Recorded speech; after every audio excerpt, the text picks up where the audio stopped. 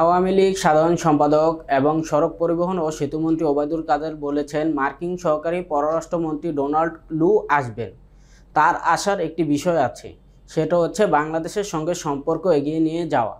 তিনি আসবেন, সরকারের সঙ্গে কথাবার্তা বলবেন, কিন্তু বিএনপি হয়তো মনে করছে নতুন করে আবার নিষেধাজ্ঞা দেয় কিনা। এই ধরনের উদ্ভট চিন্তা তাদের থাকতে পারে। আসলে তারা জনগণের কাছে প্রত্যাখ্যাত হয়ে বেসামাল হয়ে পড়েছে। রোববার বিকেলে আওয়ামী লীগ সভাপতি ধানমন্ডির রাজনৈতিক কার্যালয়ে সংবাদ সম্মেলনে তিনি এ কথা বলেন।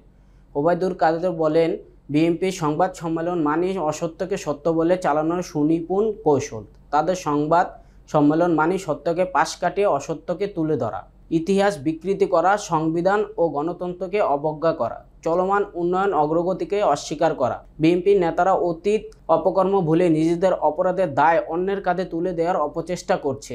অসত্য বলতে পারে বিএনপি নেতাদের প্রাথমিক ও মৌলিক চরিত্র। তিনি বলেন, বিএনপি নেতারা নেতিবাচক রাজনীতিতে জড়িয়ে অবিরাম মিথ্যাচার ও অপপ্রচার অবলীলায় করে যেতে পারে। তারা রৌদ্রোজ্জ্বল দিনের আলোতে অমাবস্যার অন্ধকার দেখে।